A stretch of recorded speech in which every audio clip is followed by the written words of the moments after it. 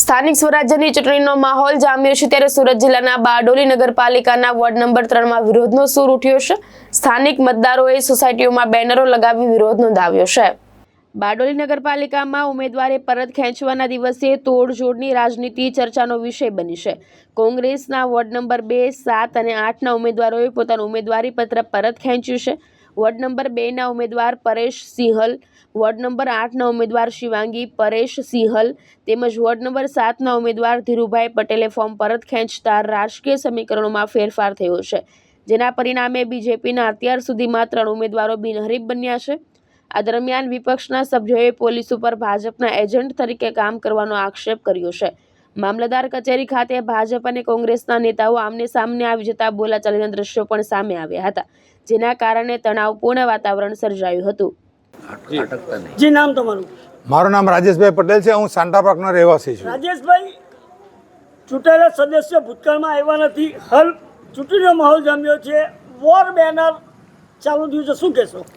War banner જે થવાનું હતું એ ગઈકાલે થઈ જવાનું હતું, પરંતુ અમને અપેક્ષા હતી કે જેનિશભાઈ ભંડારી સાહેબની ટીમ અમારી સાથે ટેલિફોનિક પર વાત થતાં એ લોકો આવેલા, અને પરંતુ આવ્યા પછી અમારી વાતો સાંભળ્યા પછી સંતોષપૂર્વકનો જવાબ આપી શકેલ નથી, અને આજે આવવા માટેનું વચન આપેલું, પરંતુ અત્યાર સુધી કોઈ ફોન આવેલો નથી।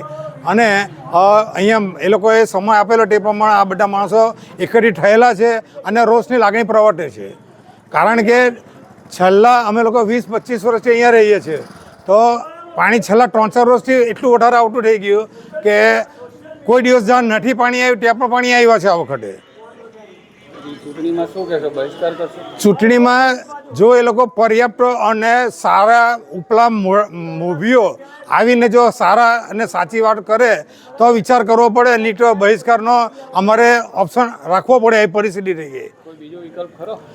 બીજો વિકલ્પમાં તો કોંગ્રેસ છે, બીજું તો અત્યારે બારડોલીમાં કોઈ છે નહીં, કોઈ અપક્ષ બી સારા ઉમેદવાર ઉભેલા નથી કે ત્યાં આપણે ઢળવું પડે।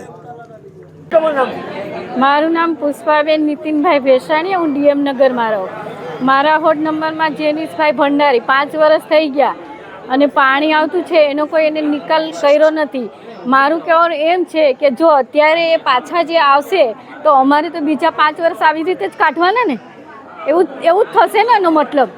તો મારું કહેવાનું એવું થાય છે કે ભાજપ હોય કે કોંગ્રેસ હોય કે પછી જેનિશભાઈ હોય, પણ મારી ખાડી ખુલ્લી કરો, બસ હું આટલું જ માગું છું એ લોકો પાસે, બીજું અમારે કશું જોતું નથી, અમારી જે ખાડી ખુલ્લી કરે બસ। ચોમાસામાં કેટલું નુકસાન? ચોમાસામાં નુકસાન એટલે મારી સોસાયટીમાં ડીએમ નગરમાં 30 ઘર, એટલે 30 4 વ્હીલ ગણી લો, બાકીના 2 વ્હીલ ને એ તો બધું સાઈડ પર જ જઈ ગયા, અનાજ પાણી ફર્નિચર એ સાઈડ પર 30 4 વ્હીલની કિંમત તમે ગણો કેટલી થશે, બાકીનું નુકસાન એનો સરવાળો જેનિશભાઈ પોતે કરે કે આ કેટલું નુકસાન હશે ડીએમ નગર સોસાયટીનું। અને કોઈ દિવસે એને જોયું આજુબાજુની સોસાયટીમાં જે દિવાલો છે ને બધાની નીચેથી પાણી આવતું છે, તો શું એક જ સોસાયટીને ભોગવવાનું?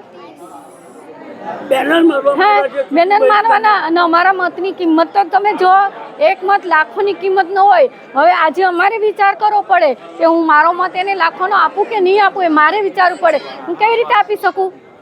કામ જ નહીં થતું હોય તો કેવી રીતે આપી શકું? જો એ કામ કરીને બતાવવાના હોય તો હું આપવા તૈયાર છું મારી સોસાયટીને। લગાડવા જ પડે ને, સવાલ જ નથી ને, કામ નહીં બતાવે એટલે લાગશે જ। મત આપવા જશો કે નહીં જશો? નહીં જઈએ, અને જો હજી મત આપવા જશું, જો એ કામ કરીને બતાવવાના હોય તો એની પાસે સમય છે, અમે એની પાસે નહીં જાવીએ, અમારી પાસે આવે અને અમારા પગ એ પકડે મત જોતા હોય તો, બાકી અમે એના ચરણ પકડવા તૈયાર નથી। હા, મારું નામ ખુશ્બુ મિતેશ નાઈ।